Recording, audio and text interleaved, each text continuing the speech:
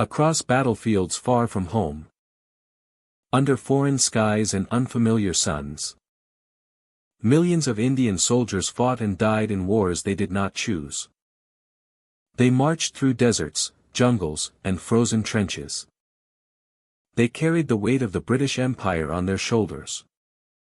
Yet for a long time, their story remained in the shadows. This is the forgotten history of Indian troops in British wars. Hello and welcome. I hope you are doing well today. Thank you for taking a moment to step into history with calm and curiosity. Today's story explores a powerful but often overlooked chapter of the British Empire. It is a story of duty, sacrifice, loyalty, and contradiction. Indian soldiers played a crucial role in building and defending British power across the world. They fought bravely, endured hardship, and shaped the outcomes of global conflicts. Before we begin, here is something to think about. Were Indian troops defenders of empire by choice, or were they bound by circumstance and control?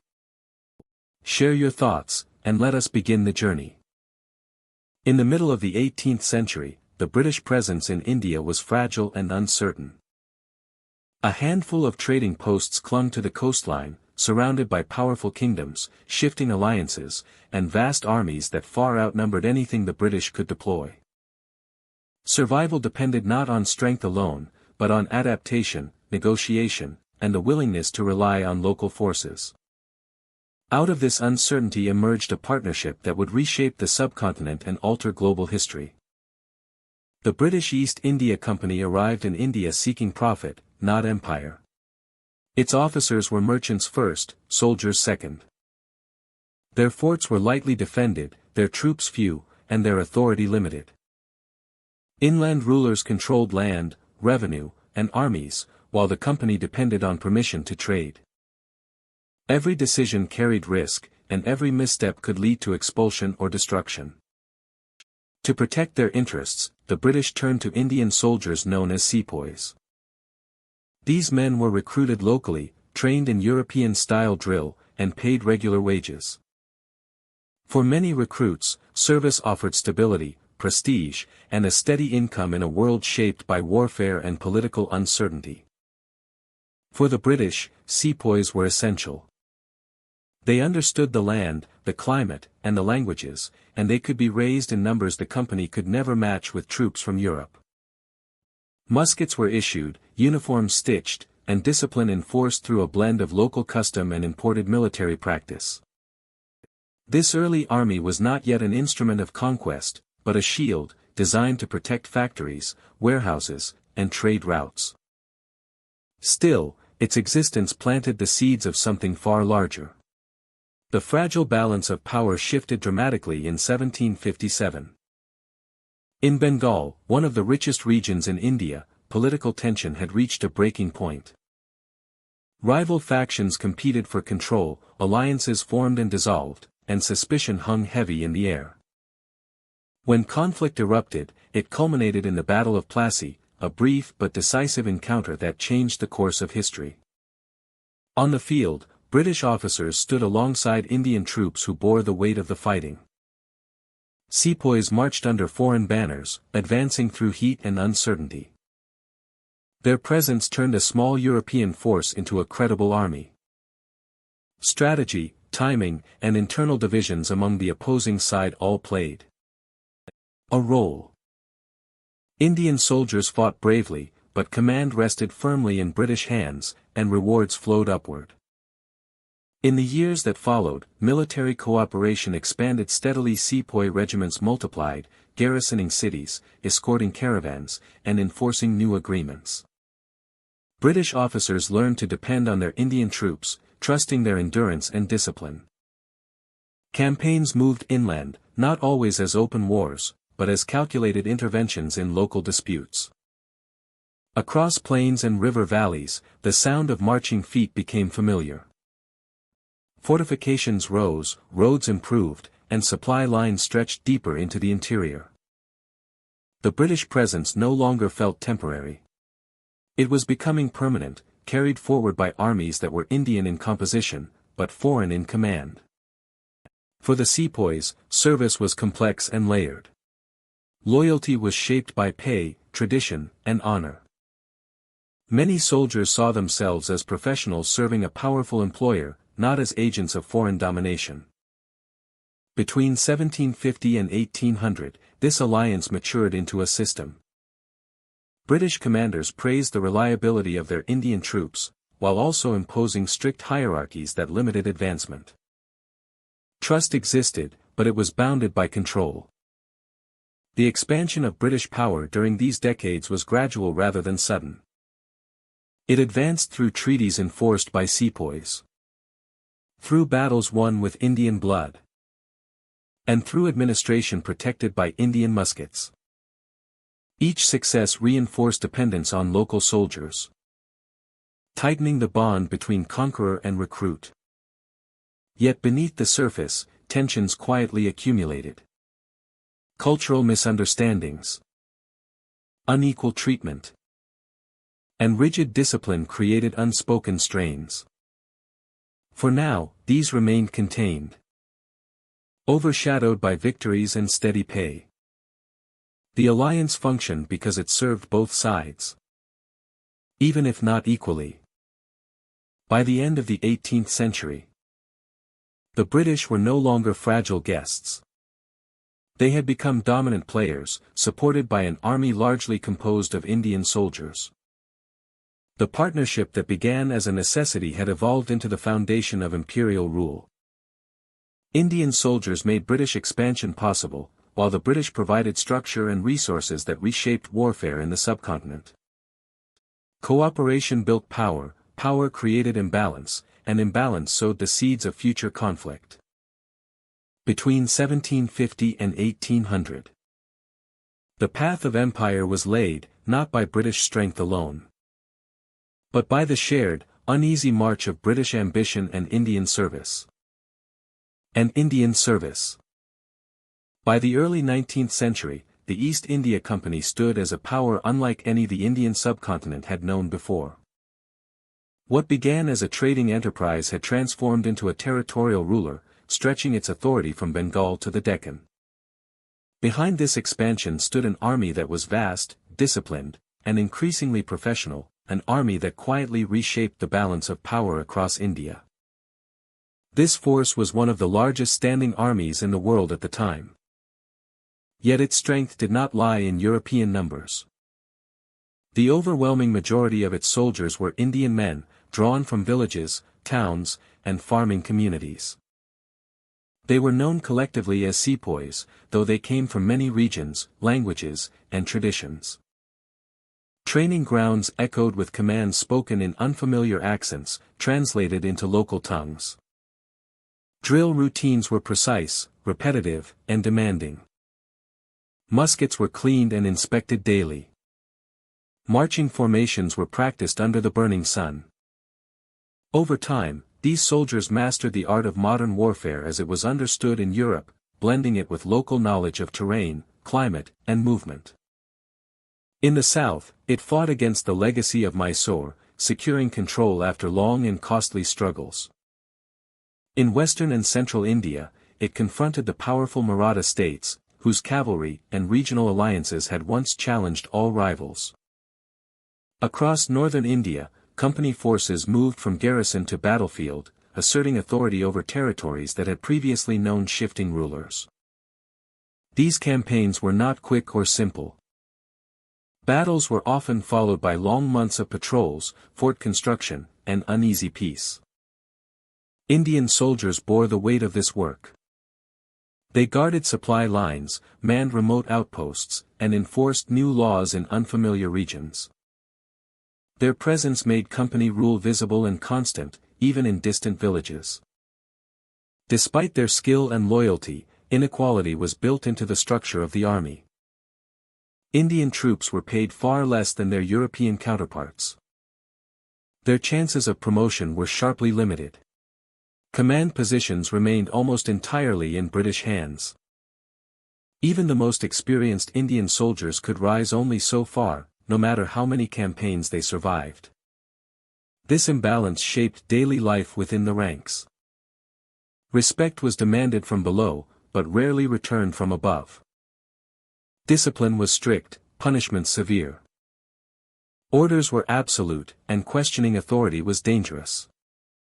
Yet many soldiers continued to serve, bound by contracts, family expectations, and the steady rhythm of military life.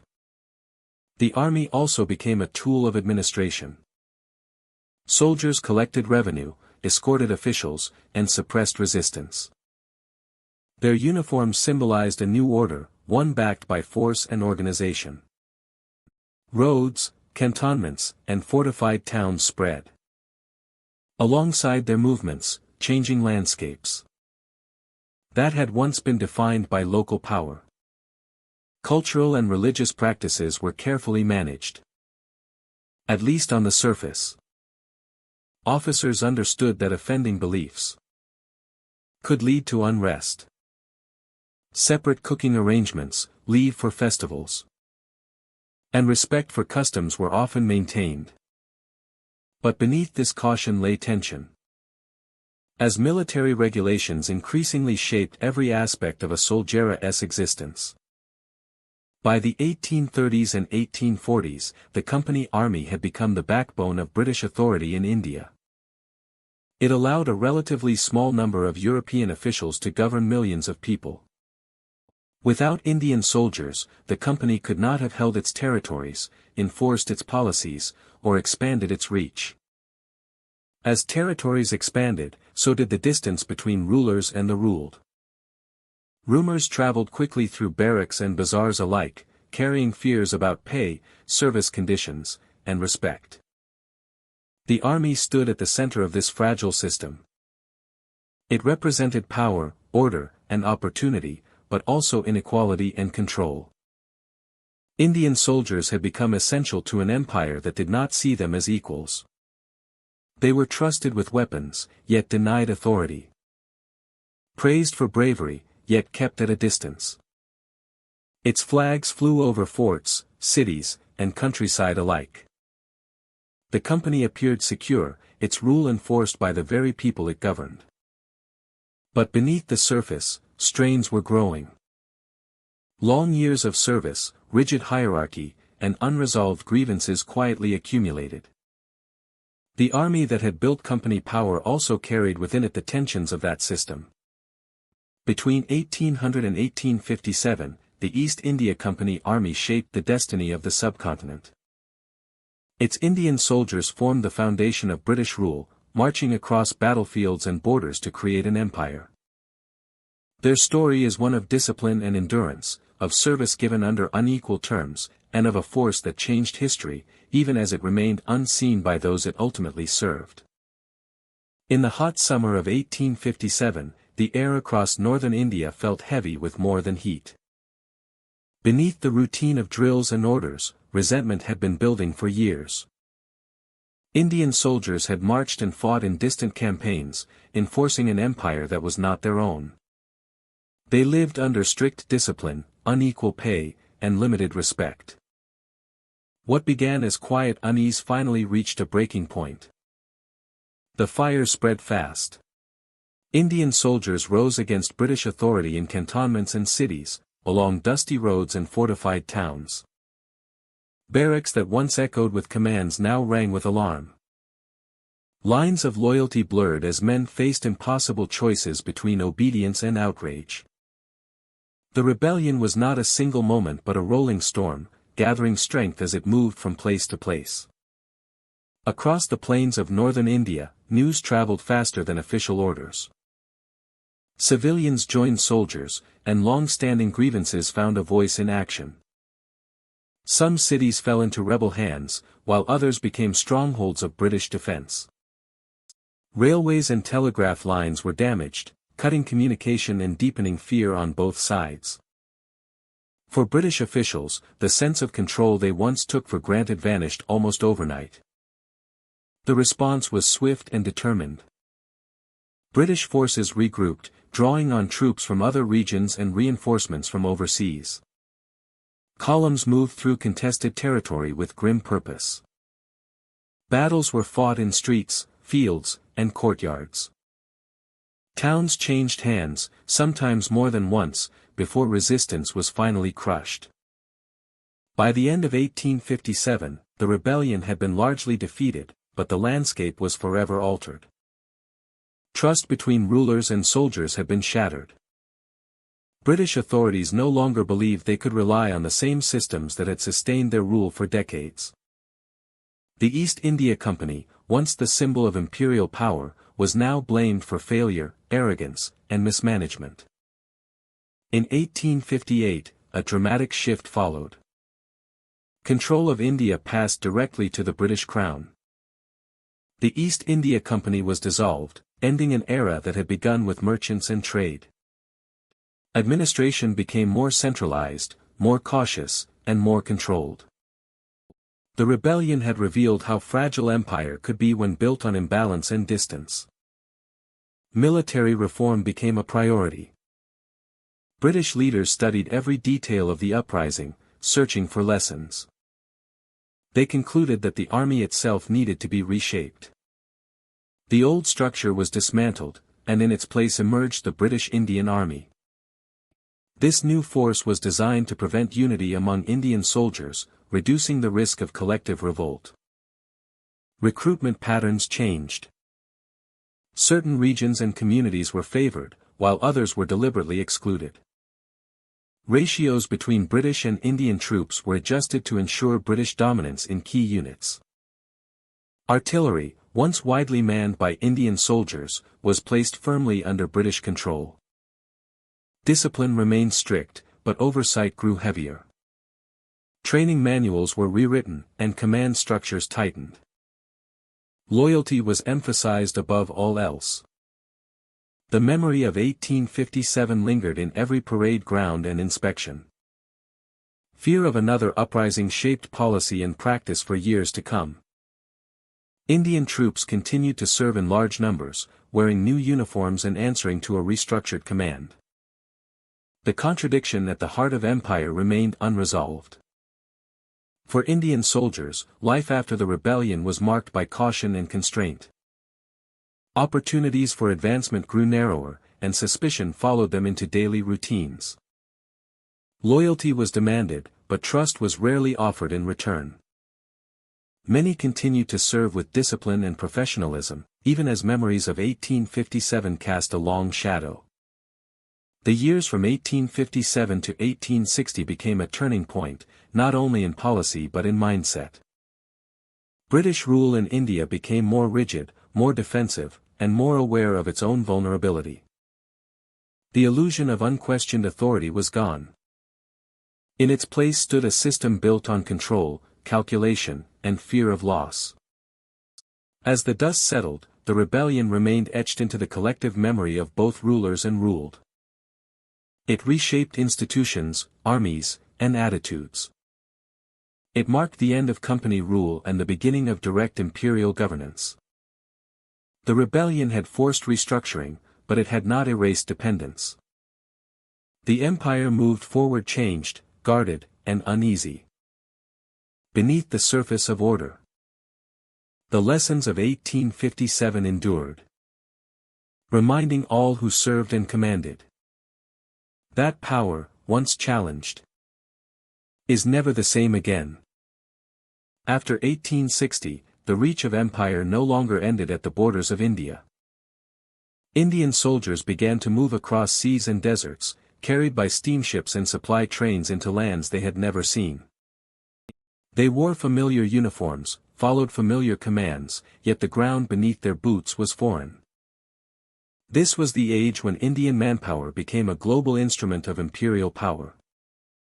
The world was changing quickly. Railways cut through continents, telegraph lines carried orders across oceans. And wars were no longer local affairs. For British authorities, Indian troops offered something essential. They were experienced, disciplined, and already accustomed to service far from home. They became the backbone of campaigns that stretched from Central Asia to North Africa. One of the most demanding fronts lay to the northwest. In 1878, tension along the Afghan frontier erupted into conflict. The Second Anglo-Afghan War began, driven by fears of rival influence and unstable borders. Indian regiments marched into harsh mountain terrain where supply lines were fragile and weather unforgiving. Cold nights, narrow passes, and uncertain allies tested both endurance and morale. These soldiers advanced through valleys where visibility was limited and danger constant. Every movement required caution. Convoys were guarded, camps fortified, and patrols sent out daily. Though commanded by British officers, the daily burden of the campaign rested heavily on Indian ranks. From 1878 to 1880, their presence made sustained operations possible in a region where few others could adapt so quickly. While the Afghan conflict unfolded. To the east, Burma became another focus of imperial expansion. Dense jungles, heavy rainfall, and unfamiliar diseases shaped the nature of warfare there. Indian troops were deployed in steady numbers, advancing along rivers and forest paths. They built roads, guarded outposts, and enforced new authority in recently occupied territory. The environment in Burma was as challenging as any battlefield. Visibility was limited by foliage. And silence could turn suddenly into chaos. Despite these conditions, Indian soldiers maintained order and supply lines. Their adaptability turned them into a reliable force wherever the empire required presence rather than spectacle. Their work rarely drew attention, yet without it control could not be maintained. Beyond Asia, the empire looked toward Africa and the Middle East. Unrest in Egypt led to military intervention. Indian troops were shipped across the Indian Ocean and through the Red Sea, entering a land shaped by ancient rivers and modern ambitions. They guarded canals, secured cities, and reinforced positions critical to imperial communication routes. Service in Egypt marked a turning point. It demonstrated that Indian soldiers were no longer confined to Asia. They could be deployed wherever imperial interests demanded stability. This pattern continued into Sudan, where conflict along the Nile drew forces deeper into Africa during the 1880s and 1890s. The Sudan campaigns were long and exhausting. Heat pressed down on marching columns, and water supplies were always a concern. Indian troops served as infantry, garrison forces, and logistical support. They protected supply depots and held ground once it was taken. Their role was not always dramatic, but it was decisive. The culmination of this African involvement came in 1898. At Omdurman, near the Nile, one of the most significant battles of the era unfolded. Indian soldiers were part of a vast imperial force advancing against a determined opponent. The battlefield was wide and exposed, and coordination was crucial. Regiments moved in formation, maintaining discipline under intense pressure. At Omdurman, modern weapons met massed forces, and the outcome reshaped control of the region. Indian troops fought alongside British and other colonial units, forming a multinational army bound by command structure rather than shared homeland. Their contribution helped secure victory and marked the consolidation of imperial authority in Sudan. By the end of the 19th century, the pattern was clear. They served in mountains, jungles, deserts, and river valleys. Their deployment reduced the need for large numbers of European troops and allowed the empire to act quickly across vast distances. Yet this global service came at a cost. Many soldiers spent years away from home. Recognition was limited. Their names were rarely remembered beyond regimental records. Even as their labor sustained imperial expansion. Between 1860 and 1900, Indian troops transformed the nature of empire itself. They made it possible for authority to stretch across continents. Enforced by familiar drill and steady ranks. Wherever the empire advanced, Indian soldiers were often already there. Standing guard, marching forward, or holding the line. As the century closed, their presence had become routine, almost invisible in official reports. But without them, the empire abroad could not have existed in the form it did. Their story is one of endurance, movement, and service across a world far larger than the land they left behind. Life as an imperial soldier began long before the battlefield. It started with discipline that shaped every hour of the day. From the moment a recruit put on his uniform, his life followed rules written far away, enforced by voices that spoke another language. Drill grounds echoed with commands. Boots struck the earth in perfect rhythm. Order was not optional. It was the foundation of service. Indian troops formed the backbone of the imperial army, yet authority rested almost entirely in British hands. Senior ranks were closed doors. Senior ranks were closed doors, yet authority rested almost entirely in British hands. Indian troops formed the backbone of the imperial army, yet authority rested almost entirely in British hands. Promotion beyond a certain level was rare, no matter how long or faithfully a man served. Experience could earn respect, but rank followed race, not merit. This unspoken rule shaped daily life, reminding soldiers where they stood within the structure of empire. Cultural separation was carefully maintained. Living spaces were divided. Customs and traditions were observed, but only within strict boundaries. Officers kept their distance, not only in rank but in daily interaction. The gap between command and obedience was wide, and it was meant to stay that way. Even shared danger on campaign did not fully close it. Rations told their own story. Food was issued according to regulation, but not equally. Diets were calculated, measured, and categorized. Pay followed a similar pattern. Wages were steady, often better than what could be earned at home, yet clearly lower than those of British soldiers. Allowances differed. Benefits were limited. Every coin carried both value and reminder. Treatment varied with circumstance. In moments of success, praise flowed freely. In moments of doubt, discipline tightened. Punishment was swift and formal. Regulations governed conduct, appearance, and movement. The army demanded not only obedience, but silence. Complaints rarely traveled far. The system was not designed to listen. And yet, loyalty was expected, and often given. Many soldiers accepted the terms of service with clear eyes. The army offered structure in a changing world. It promised regular income, food security, and a sense of belonging. For rural recruits especially, this stability carried weight. The uniform transformed a farmer or laborer into a figure of authority, at least within his own village. Service was rarely short. Many men served for decades. They marched across borders, climates, and continents.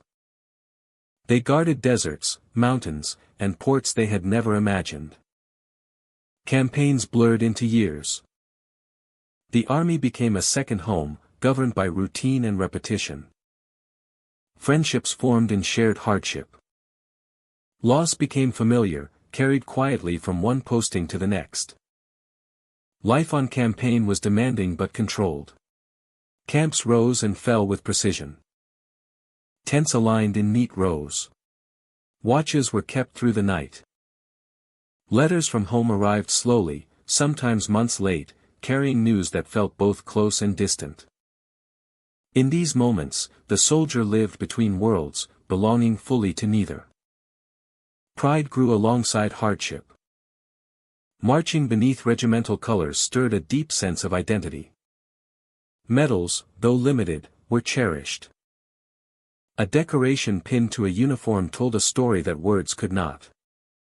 Even without high rank, service itself became a mark of honor. Within the ranks, experience commanded respect, regardless of official status. The return home, whether on leave or retirement, revealed another side of service. Soldiers came back with savings, uniforms, and stories of distant lands. Villages welcomed them differently. A man who had served the empire often carried new confidence. His steady income had supported family, paid debts, and sometimes bought land. Military service could lift a household, slowly and visibly. Social status followed. Former soldiers were seen as disciplined, reliable, and worldly. They were called upon to settle disputes, guard property, or lead local efforts. The habits of the army stayed with them. Early rising. Orderly conduct. Respect for hierarchy. These traits blended into civilian life, reshaping communities in subtle ways. Yet the cost was always present. Years spent away from home could not be reclaimed. Family moments were missed. Traditions changed. Children grew up without fathers. The empire benefited from this distance, drawing strength from men who stood far from their roots. Sacrifice was personal, even when service was collective. They defended lands not their own, under flags that did not represent them. Still, many continued to serve with dedication. Not always out of belief, but out of duty, necessity, and pride in their own endurance. Life as an imperial soldier was shaped by restraint and resolve. It balanced inequality with opportunity. It demanded obedience while offering stability. Within its rigid structure, men carved out meaning through service, friendship, and quiet resilience. Their lives unfolded in the shadow of empire, complex and human. Marked by discipline, sacrifice, and a dignity earned through years of steadfast service. In the summer of 1914, a distant crisis in Europe erupted into a war unlike any the world had seen before.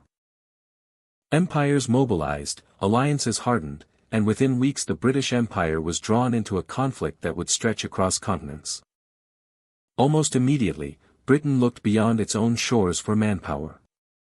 Its attention turned to India, the largest and most important colony in the imperial system.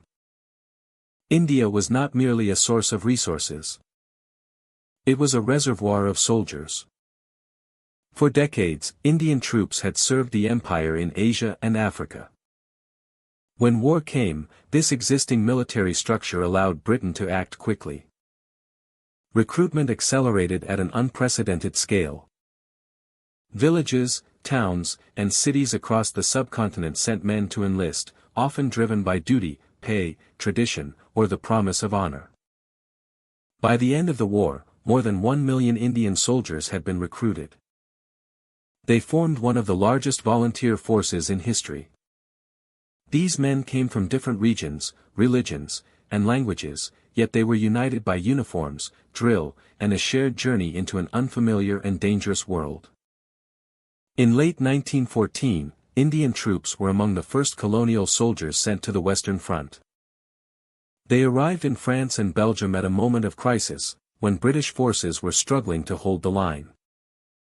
For many, it was their first experience of Europe. The landscape was cold, flat, and scarred by artillery. The air carried the constant echo of gunfire.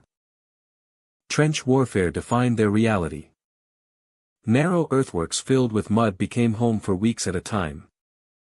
Soldiers stood watch through long nights, listening for movement in the darkness. Rain soaked uniforms, and winter brought freezing temperatures that few had ever endured before. The cold cut through boots and gloves, numbing fingers and slowing movement. Despite these conditions, Indian soldiers held their positions. They advanced under fire, defended trenches, and carried out patrols across broken ground. Communication was often difficult, yet discipline and resilience kept units functioning. Letters home described strange skies, endless noise, and a longing for familiar warmth. The years 1914 and 1915 were especially costly. Indian units suffered heavy losses during early battles, when tactics had not yet adapted to the new industrial scale of warfare. Casualties mounted quickly. Many soldiers fell far from home. buried in foreign soil. Their names recorded in regimental rolls and quiet memorials. As the war expanded, Indian troops were deployed far beyond Europe. In Africa, they marched through difficult terrain, facing disease and supply shortages as much as enemy fire.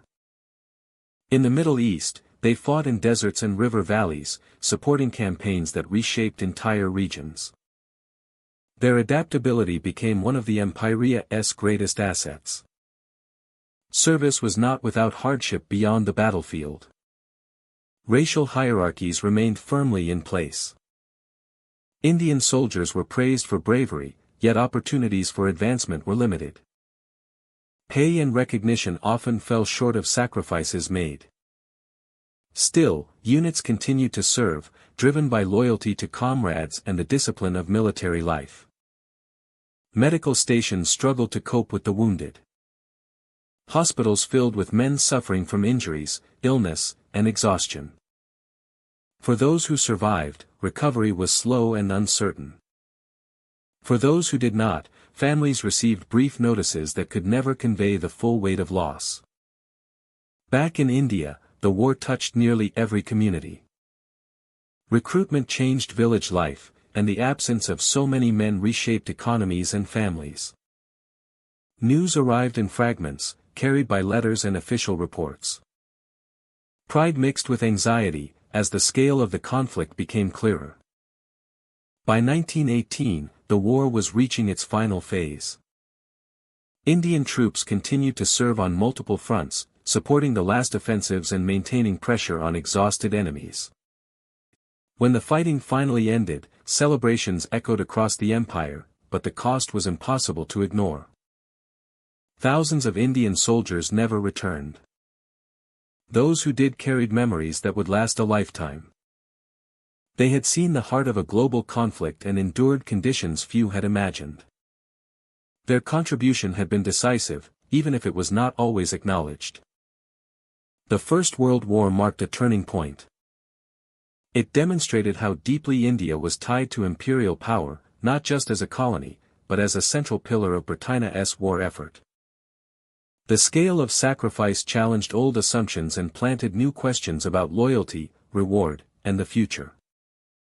Between 1914 and 1918, Indian soldiers stood in trenches, crossed deserts, and marched through jungles, far from the lands they called home.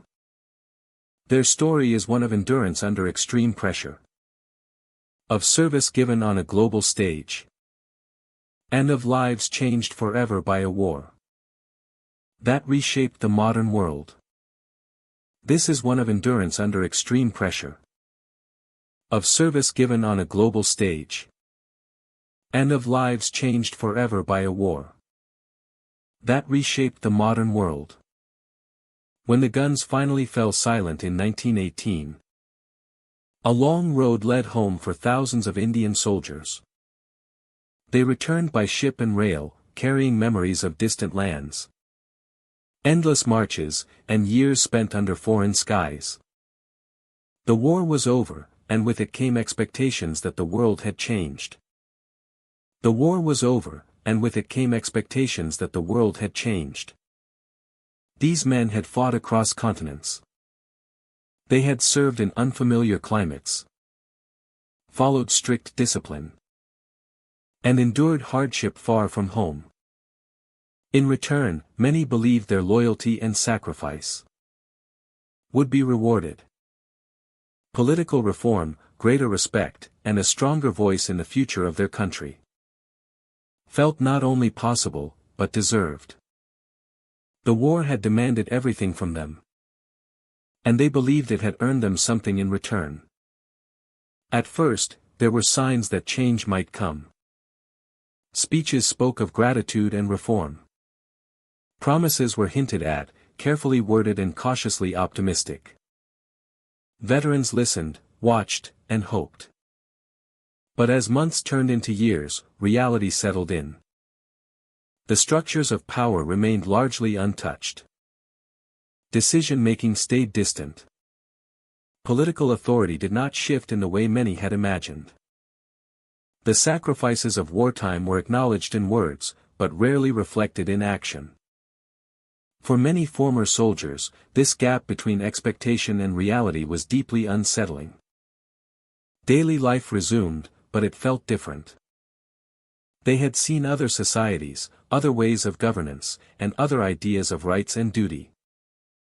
Home no longer felt the same, and neither did obedience. Across India, similar feelings began to surface. The war had pulled millions into a global struggle, exposing them to new ideas and shared hardship.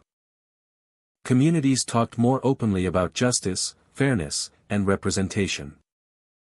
The promises of the past were measured against present conditions, and many found them lacking. For former soldiers, the sense of disappointment cut deeper. They had been trained to value loyalty, but loyalty was built on trust. When recognition did not follow service, that trust weakened. Respect, once assumed, now felt conditional and uncertain. The bond between military service and political authority began to fray. Nationalist ideas, once limited to small circles, spread more widely. They traveled through newspapers, public meetings, and quiet conversations. Veterans often found themselves at the center of these discussions. Their experiences carried weight. They spoke not as dreamers, but as men who had given years of their lives to a cause larger than themselves. The war had changed how people understood sacrifice. Loss was no longer abstract. Almost every region had sent sons abroad, and many did not return. Those who did come back with stories of courage and suffering, but also with questions. Why had so much been asked, and so little given in return? The authorities sensed the shift in mood. Efforts were made to maintain order and reassure loyalty, but the tone of certainty was gone. Military discipline had once been a pillar of control, yet it relied on belief as much as command. As belief weakened, so did its effectiveness. Former soldiers stood at a crossroads. Some continued to value stability and order, cautious of rapid change. Others felt drawn toward movements that promised dignity and self-determination. Their training gave them organization and confidence, qualities that now found new expression outside military structures. The streets, markets, and meeting halls became spaces of debate. The future was no longer something decided elsewhere. It was discussed openly, sometimes passionately. The war had expanded horizons, and those horizons could not be easily narrowed again. By the early 1920s, it was clear that the old balance had shifted. Military loyalty, once taken for granted, could no longer be assumed. Service in war had reshaped expectations at home. Recognition was no longer a favor to be granted, but a demand rooted in shared sacrifice. When they failed to materialize, they left behind more than disappointment. They created resolve. A sense that the future must be claimed, not waited for. The end of the war did not bring peace of mind. Instead, it marked the beginning of a new chapter, one defined by questioning, awakening, and quiet determination. The sacrifices of those years had altered how people saw authority and themselves. Service had expanded expectations forever. The men who returned home carried more than memories. They carried a changed understanding of their place in the world. And that understanding would shape the years to come. In September 1939, the distant thunder of war in Europe reached the shores of the Indian subcontinent. Without consultation or consent, India was declared at war as part of the British Empire. What followed was one of the largest mobilizations in modern history. Millions of men stepped forward, some out of duty, some out of necessity, and some with hopes that service might bring change. The world was entering a second global conflict, and India was pulled fully into its storm. As the war expanded, so did the Indian Army. By 1945, over 2.5 million Indian soldiers had served. Training camps spread across the country. Young men learned drills, discipline, and the weight of responsibility. They were sent far from home, across oceans and deserts, into landscapes they had never imagined. In North Africa, Indian troops marched under a burning sun. They faced vast deserts, endless horizons, and fast-moving armored warfare. Supply lines stretched thin, and survival depended on endurance as much as courage. Indian units fought alongside British and Allied forces, holding positions, advancing through sandstorms, and adapting to modern mechanized combat. Their presence became essential to Allied operations in the region. From Africa, the war carried many of them to Italy. There, the terrain changed dramatically. Mountains replaced deserts. And cold rain replaced dry heat. Indian soldiers climbed steep slopes under fire, crossing rivers and shattered villages.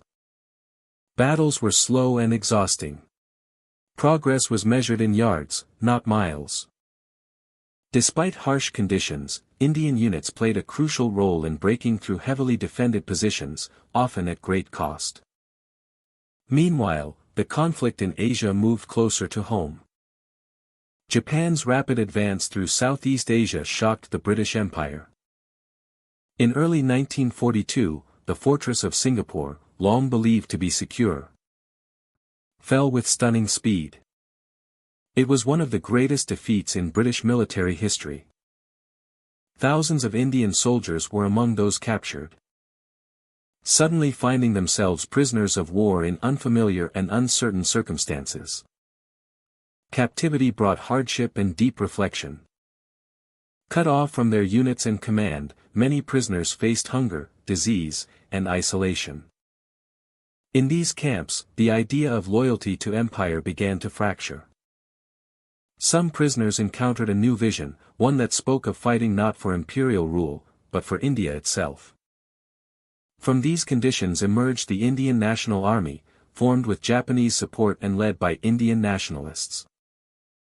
For those who joined, the decision was complex and deeply personal. Some saw it as a path toward independence. Others hoped it might offer better conditions or a chance to return home. The formation of the Indian National Army did not involve all prisoners, but its existence alone sent shockwaves through the colonial system. It challenged the assumption that Indian soldiers would always fight under British command. Back in India, the war strained society and economy. Resources were diverted to the war effort. Cities grew crowded with workers and troops. Rural areas faced shortages and rising prices.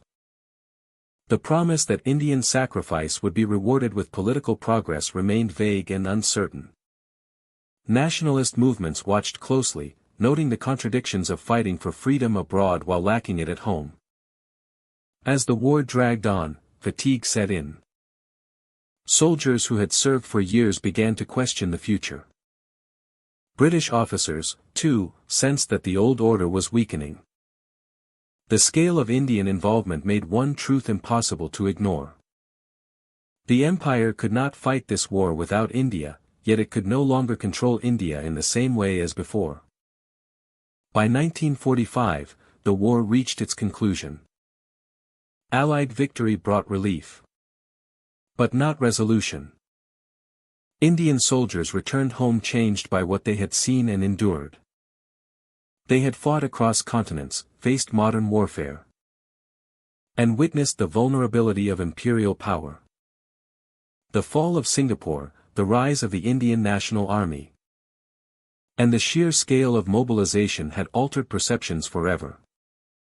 World War II did not just test military strength. It tested loyalty, identity, and authority. For the British Empire, it exposed deep cracks beneath the surface. For India, it marked a final acceleration toward an unavoidable future. The war ended, but its consequences continued to unfold. The empire had survived the conflict, but it emerged weakened and uncertain. Indian soldiers had carried the weight of a global war. And in doing so, they had helped reshape history. By 1945, it was clear that the relationship between Britain and India could never return to what it had been before. The war had changed everything, and the path ahead was moving toward an ending that could no longer be delayed. By 1947, the long structure of British rule in India had reached its breaking point. Years of war, economic strain, and political pressure had weakened imperial control. Across cities, villages, and cantonments, the sense of an ending was unmistakable. The sense of an ending was unmistakable. Power that once seemed permanent was now preparing to depart. Independence did not arrive suddenly. It came after decades of negotiation, resistance, and sacrifice. But when it finally arrived, it arrived with speed. Decisions were made in compressed time, and the consequences were immediate. The British administration prepared to leave, and authority passed into new hands. For the British Indian Army, the moment was unlike anything before. This was not a campaign, not a foreign deployment, not a distant war. For decades, soldiers had been recruited from across the subcontinent. They trained together, marched together, and fought together in distant lands. Uniforms, drill, and discipline had shaped a shared military identity. Loyalty had been directed upward, toward command and crown, rather than territory. In 1947, that structure was dismantled. The subcontinent was divided into two independent nations, India and Pakistan. With that division came the task of splitting one of the largest volunteer armies in the world. It was an administrative challenge, but also a deeply human one. Units were reviewed, records examined, and decisions issued. Soldiers were assigned to one army or the other based on origin, choice, and new national boundaries. For many, this meant leaving familiar regiments and trusted comrades. Barracks that once housed mixed units now emptied or reorganized almost overnight. The process unfolded amid uncertainty and movement. Trains carried troops to new postings, sometimes across regions they had never visited before. Equipment was redistributed, command structures rewritten, and insignia changed. Old flags were lowered, and new ones prepared to rise. For individual soldiers, the shift was personal and profound. Men who had sworn loyalty to empire now pledged service to newly born nations. The meaning of duty changed, but the discipline remained. They were asked to protect borders that had only just been drawn, and institutions that were still forming. Many soldiers found themselves deployed in unfamiliar roles. Instead of foreign battlefields, they were tasked with maintaining order.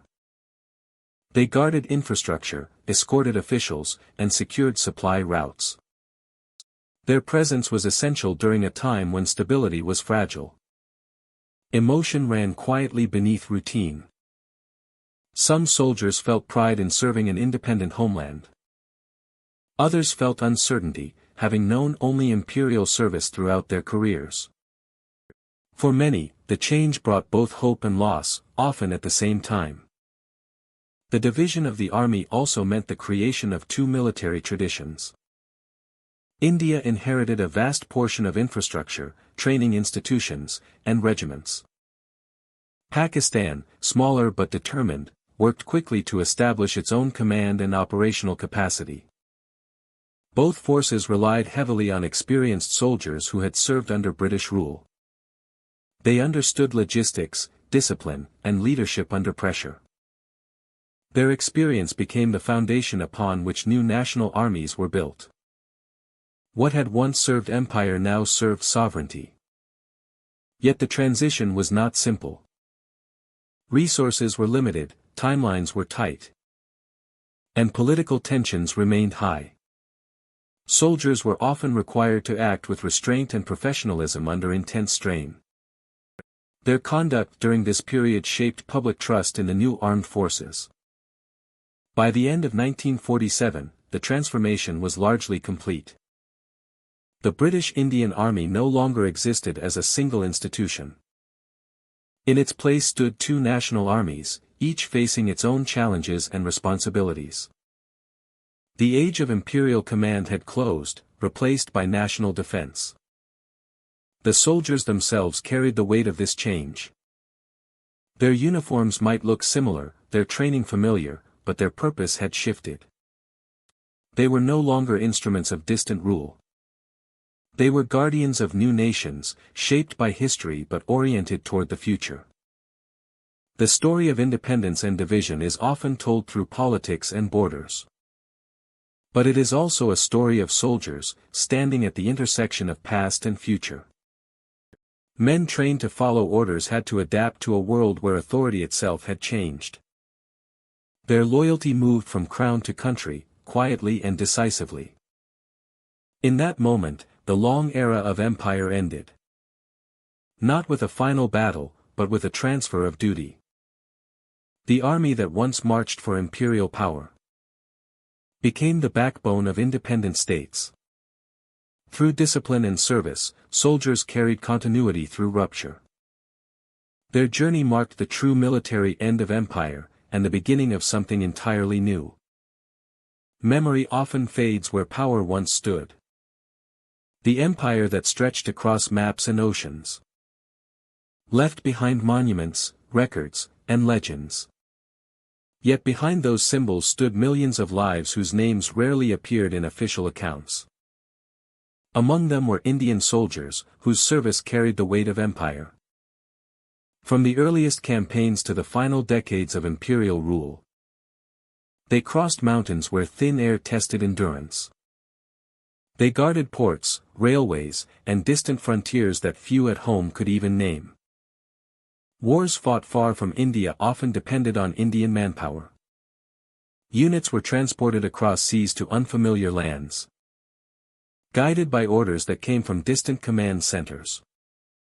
In Africa, the Middle East, and Asia, Indian soldiers formed a reliable force, trained to adapt and endure. Their ability to operate in varied climates made them indispensable to imperial strategy. Despite this global role, recognition remained limited. Official reports praised victories but rarely lingered on who made them possible. Medals were few. Promotions were constrained. Praise, when given, was often general rather than personal.